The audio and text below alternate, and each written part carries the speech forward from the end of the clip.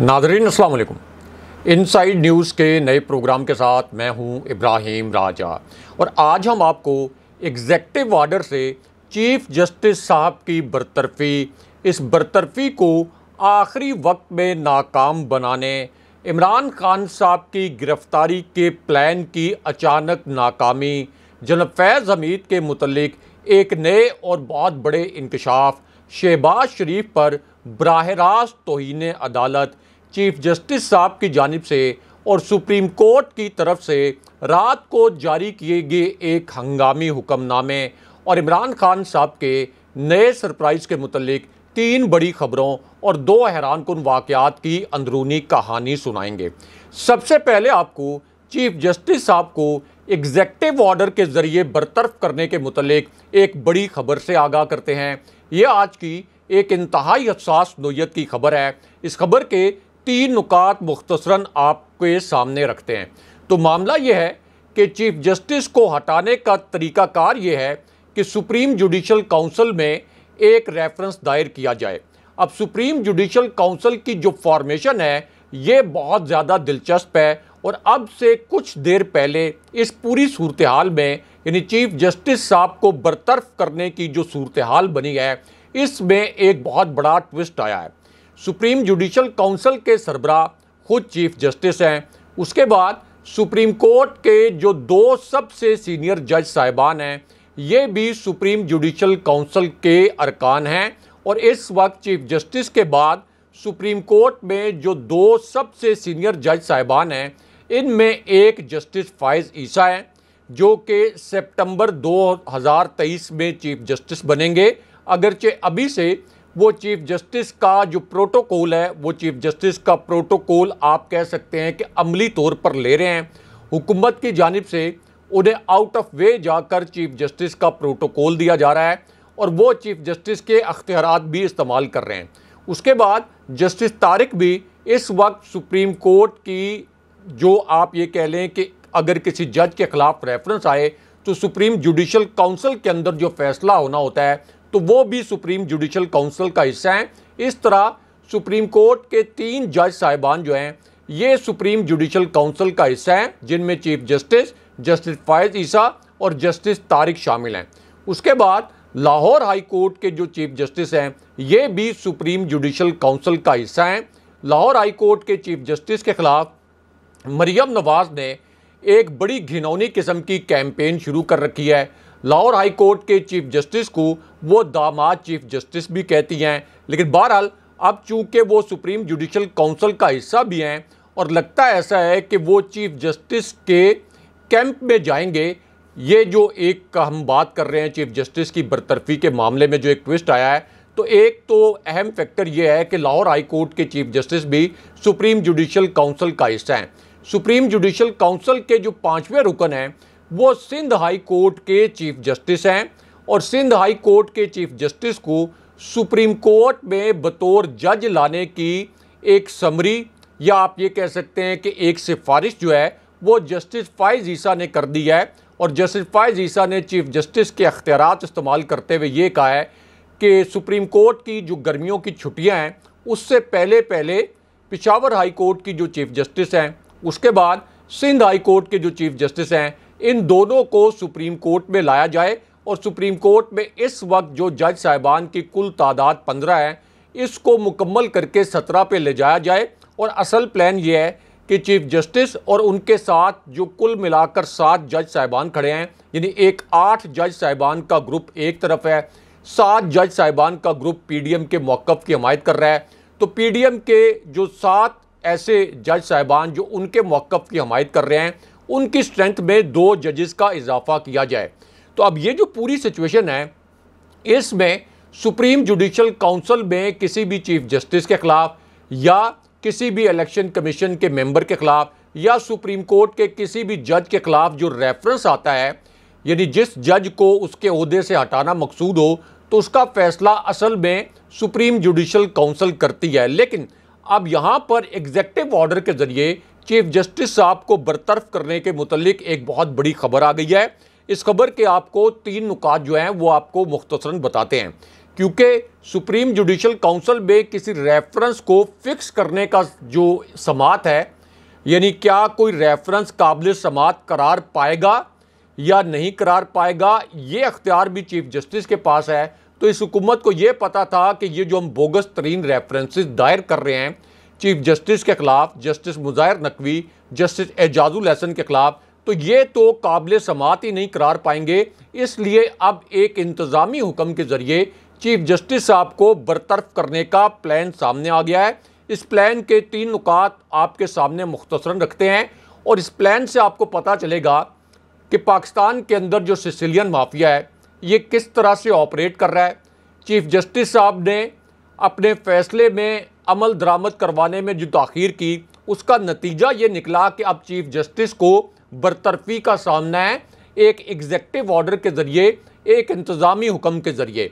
यानी जिस तरीके से 14 मई को इलेक्शन हर सूरत में करवाने का हुक्म तो दिया गया था, उसके बाद जो पंचायत लगाई गई, उसके बाद जो मुज़ाकरात का एक ढोंग रचाया गया, तो इस दौरान इस सिसिलियन माफिया को मौका मिल गया कि ये चीफ जस्टिस साहब के ख़िलाफ़ इक़दामात और चीफ जस्टिस साहब के ख़िलाफ़ मुख्तलिफ़ किस्म के हरबे इस्तेमाल कर सके। और अब एक इंतज़ामी हुक्मनामा, एक एग्जेक्टिव ऑर्डर तैयार कर लिया गया है। अगरचे आइन के तहत इंतज़ामी हुक्मनामे के तहत चीफ जस्टिस को बरतरफ नहीं किया जा सकता, यानी प्राइम मिनिस्टर के बराह रास्त हुक्म के तहत या किसी सदर के हुक्म के तहत किसी चीफ जस्टिस को बरतरफ नहीं किया जा सकता।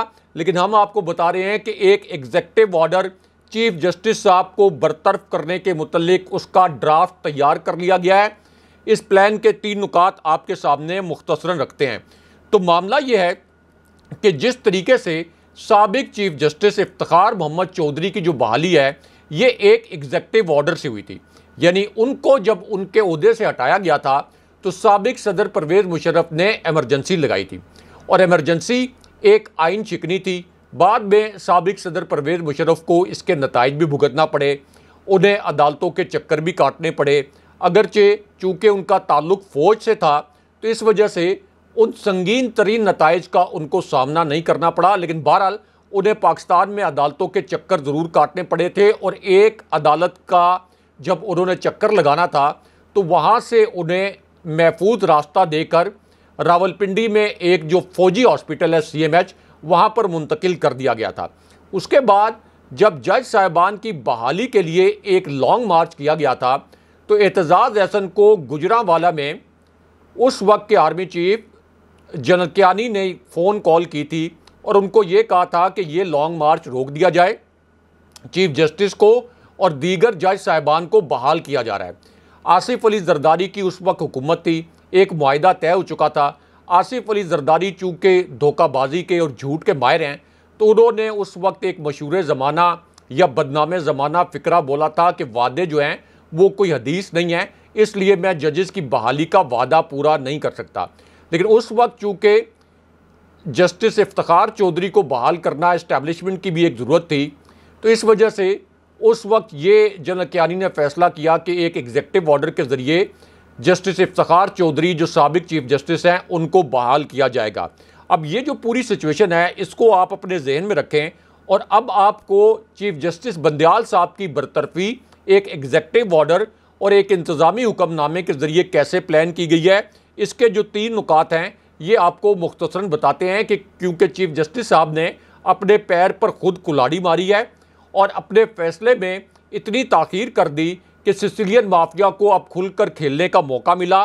चीफ जस्टिस के चैम्बर में जाकर हमें सबको पता है कि DG ISI और DG MO ने जाकर ब्रीफिंग दी, फिर PDM के नुमाइंदे भी जाकर वहाँ मिले और कुछ इतलात ऐसी भी हैं कि चीफ जस्टिस साहब के घर जाकर भी कुछ लोगों ने पैगामात पहुँचाए। अगेन ये क्लेम किया गया है, गैर मुसद्दका इतलात हैं ये, लेकिन इस्लामाबाद में इक़्तिदार की राहदारियों में इस तरह की इतलात हैं कि जज साहिबान को जिस तरह से रवायती तौर पर पैगामात भिजवाए जाते हैं इसी तरह के कुछ पैगामात भिजवाए गए हैं। तो अब इस पूरी सिचुएशन में चीफ जस्टिस साहब को बरतरफ करने का प्लान आप ये कह सकते हैं कि एक तरह से लीक हो गया है। इस प्लान के पहले नुक्ते में ये अल्फाज इस्तेमाल किए गए कि अगर चीफ जस्टिस की बहाली एग्जेक्टिव ऑर्डर से हो सकती है तो इसी ऑर्डर से चीफ जस्टिस को रुखसत भी किया जा सकता है। इस प्लान के दूसरे नुक्ते में यह कहा गया कि बका की जंग आखिरी हद तक लड़ी जाती है। ये हुकूमत अपनी बका की जंग आखिरी हद तक लड़ेगी। चीफ जस्टिस के साथ हम लड़ेंगे और यहाँ तक जो सूरत हाल पहुँची है, इसमें हुकूमत का या पार्लियामेंट का कोई कसूर नहीं है। इस वक्त वज़ीर आज़म और जो कैबिनेट है, इसका नाम हुकूमत है। पूरी कैबिनेट को तौहीन अदालत का नोटिस सर्व किया गया तो पार्लियामेंट रुस्वा हो जाएगी, या फिर पार्लियामेंट को रुस्वा करने वालों को पार्लियामेंट जवाबी तौर पर रुस्वा कर देगी। यानी अगर सुप्रीम कोर्ट ने तौहीन अदालत का नोटिस जारी किया तो हम चीफ जस्टिस को और सुप्रीम कोर्ट को रुस्वा कर देंगे। अब इस प्लान का जो तीसरा नुक्ता है वो भी सुन लें। ये प्लान का तीसरा नुक्ता सुनकर आपके कानों से धुआं निकल जाएगा। सुप्रीम कोर्ट ने इनको बिल्कुल ठीक पहचाना था और इनको सिसिलियन माफिया और गॉड फादर करार दिया था। ये बिल्कुल सिसिलियन माफिया और गॉड फादर ही हैं, उसी तरह से ऑपरेट कर रहे हैं। इस प्लान के तीसरे नुक्ते में कहा गया कि हुकूमत के पास, पार्लियामेंट के पास और नवाज शरीफ के पास अब पीछे हटने का कोई रास्ता नहीं है। नवाज शरीफ को पहले ही नाअहल कर दिया गया था।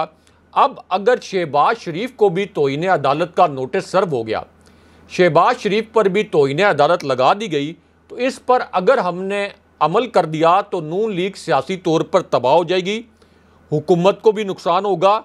और अगर तौहीन अदालत के नोटिस पर हमने अमल ना किया तो फिर साबिक चीफ जस्टिस सज्जाद अली शाह की तरह चीफ जस्टिस बंदयाल को घर जाना होगा। ये इस प्लान का तीसरा नुक्ता मैं बता रहा हूँ, जो कि ड्राफ्ट कर लिया गया। इस प्लान के चौथे नुक्ते में कहा गया कि सुप्रीम कोर्ट को एक ऑप्शन दिया जाएगा। यानी ये सिसिलियन माफिया सुप्रीम कोर्ट को एक ऑप्शन देगा कि आप कोई बीच का रास्ता निकालें, आप कोई सालसी का रास्ता निकालें। अगर आपने सालसी का रास्ता ना निकाला तो फिर सुप्रीम कोर्ट को हम तबाह कर देंगे। हुकूमत भी इस तबाही के लिए तैयार है, चाहे उसके नतीजे में हुकूमत भी तबाह हो जाए, लेकिन हम चीफ जस्टिस को घर भेजेंगे एग्जेक्टिव ऑर्डर के ज़रिए, एक इंतज़ामी हुक्मनामे के ज़रिए। पूरी पार्लियामेंट से उस इंतज़ामी हुक्मनामे की तौसीक कराएंगे। प्राइम मिनिस्टर जो कि नाअहल हो चुका होगा, प्राइम मिनिस्टर हाउस से, प्राइम मिनिस्टर के दस्तखतों से ये एग्जेक्टिव ऑर्डर जारी होगा। पार्लियामेंट के अंदर तमाम अरकान पीडीएम के जो हैं उनको बुलाया जाएगा। एक मुत्तफ़िका करारदाद के ज़रिए इस एग्जेक्टिव ऑर्डर की तौसीक कराई जाएगी। उसके बाद काबीना से इसकी मंजूरी ली जाएगी और फिर ये कहा जाएगा कि चीफ जस्टिस साहब अब आप घर जाएं। तो ये प्लान बना लिया गया है कि अगर सुप्रीम कोर्ट ने आइन के तहत फैसला दिया तो हम सुप्रीम कोर्ट को तबाह कर देंगे। इसी वजह से ये जो शरीफ ख़ानदान है, इनको सिसिलियन माफिया सुप्रीम कोर्ट ने करार दिया था। और ये जो प्लान है ये मरियम नवाज़ ने बनवाया है।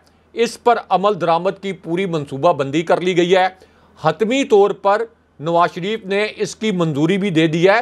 शहबाज शरीफ ने इस प्लान पर डिस्कशन भी जाकर नवाज शरीफ से करनी थी, जिसकी मंजूरी हो गई है। लेकिन अब यहाँ पर चीफ जस्टिस का एक जवाबी हंगामी फैसला सामने आ गया है, जिससे शहबाज शरीफ की वजारत उज़्मा अमली तौर पर मफलूज हो गई। और ये जो उन्होंने पूरा प्लान बनाया था चीफ जस्टिस को एग्जेक्टिव ऑर्डर के ज़रिए बरतरफ करने का, ये प्लान भी वक्ती तौर पर रुक गया। यानी ये जो हंगामी फैसला, एक हंगामी फैसला चीफ जस्टिस का जो अब से कुछ देर पहले आया है, इसके ज़रिए अब फ़िलहाल ये प्लान रुकता हुआ नज़र आ रहा है, जो कि चीफ जस्टिस की बरतरफी का बनाया गया। इस हंगामी फैसले के मुतल्लिक भी आपको जो दो नुकात हैं ये मुख्तसरन आपके सामने रखते हैं। अब ये फैसला उस वक्त आया जब जस्टिस फ़ाइज़ ईसा के मुतल्लिक एक बहुत बड़ी और नाकाबिले यकीन नोयत की खबर आ गई। इस खबर के तीनों नुकात मुख्तसरन आपको बताते हैं। जस्टिस फ़ाइज़ ईसा, हम सब जानते हैं कि इस वक्त अमली तौर पर चीफ जस्टिस बने हुए हैं। चीफ जस्टिस के दिए गए अख्तियारात को वो खुद इस्तेमाल कर रहे हैं। करप्ट टोले के साथ बैठकर वो पार्लियामेंट में जाकर बैठ गए थे। यानी सुप्रीम कोर्ट ने जिन अनासिर को सज़ाएं सुनाई थी, उन्हीं के साथ जाकर जस्टिस फ़ाइज़ ईसा पार्लियामेंट में जाकर बैठे। और जस्टिस फ़ाइज़ ईसा के मुतल्लिक पहले ये तासुर था कि वो एक एंटी इस्टेब्लिशमेंट जज हैं। उन्होंने फैज़ाबाद धरने में ISI के किरदार के ख़िलाफ़ एक फ़ैसला दिया था। इस फैसले से ये तासुर बना था कि उन्होंने ISI के ख़िलाफ़ और ISI के किरदार के ख़िलाफ़ एक फ़ैसला दिया।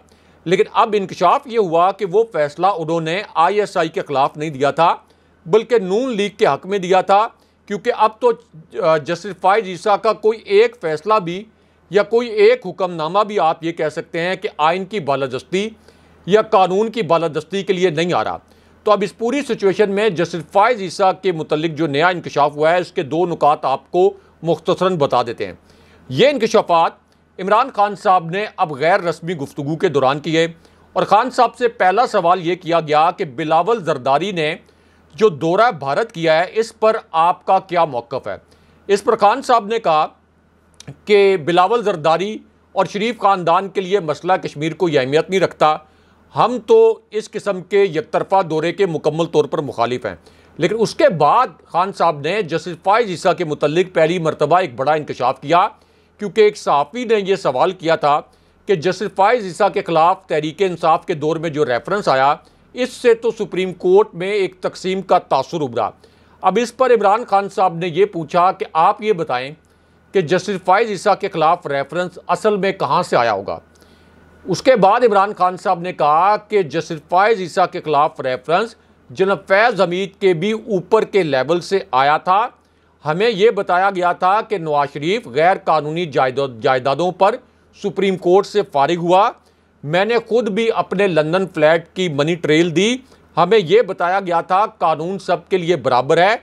हमने जस्टिस फायज ईसा से भी मनी ट्रेल लेनी है, जस्टिस फायज ईसा से भी उनके असासों का जवाब लेना है। बाद में हमें अंदाज़ा हुआ कि इसका मकसद कुछ और था, यानी जस्टिस फायज ईसा के ख़िलाफ़ जो रेफरेंस आया था वो बराह रास्त जनाब बाजवा की हदायत पर आया था।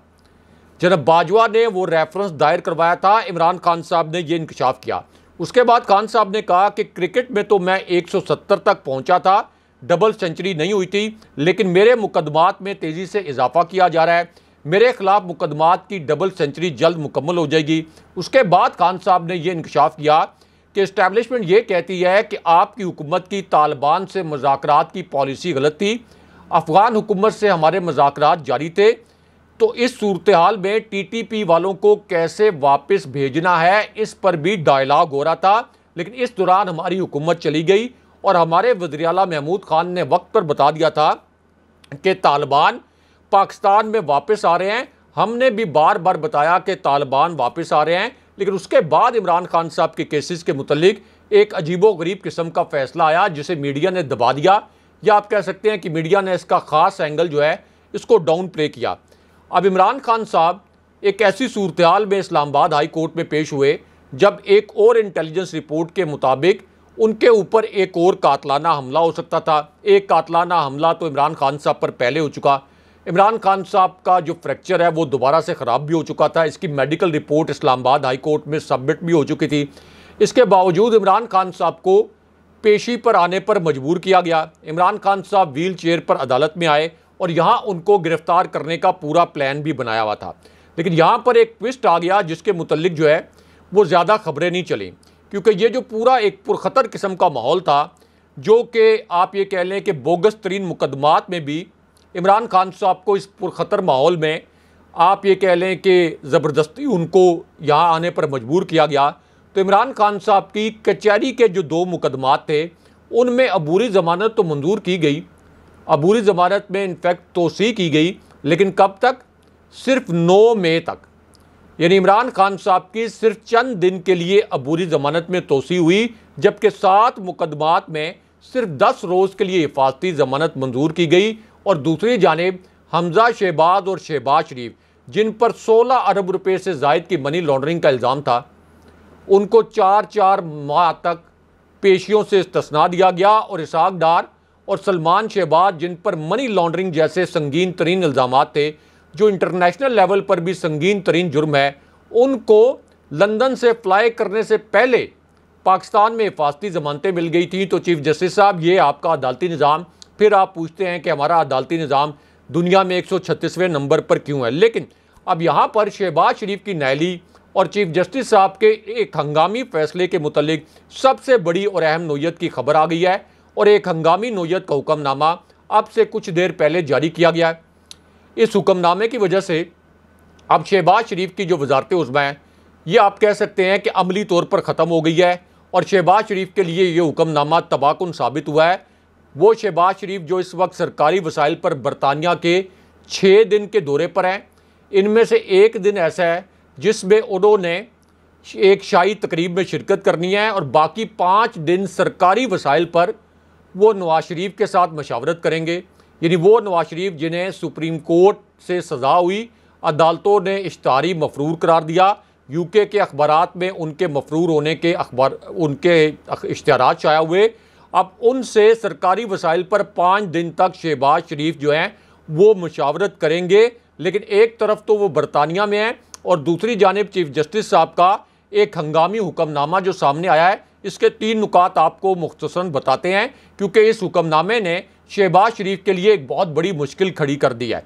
क्योंकि अब ये जो चीफ जस्टिस साहब हैं और सुप्रीम कोर्ट के दीगर 2 जज साहिबान जो कि मुकम्मल तौर पर लापता हो गए थे जब से DGISI और DGMO की ब्रीफिंग हुई थी और PDM के 3 नुमाइंदे उनके साथ चैम्बर में मिले थे, तो सारे होम्योपैथिक किस्म के रिमार्क्स आ रहे थे, वो मुकम्मल तौर पर लापता हो गए थे। लेकिन अब अचानक अब से कुछ देर पहले अच्छी बात यह है और खुशखबरी यह है कि वो दोबारा मंजर आम पर आ गए हैं और एक हुक्मनामा तहरीरी अब जारी किया गया है। इस हुक्मनामे के 3 नुकात आपको बताते हैं। इस हुक्मनामे के पहले नुक्ते में कहा गया है कि हम आम इलेक्शन एक ही दिन कराने के केस में सुप्रीम कोर्ट के 27 अप्रैल को होने वाली समाअत का तहरीरी हुक्मनामा आज जारी कर रहे हैं।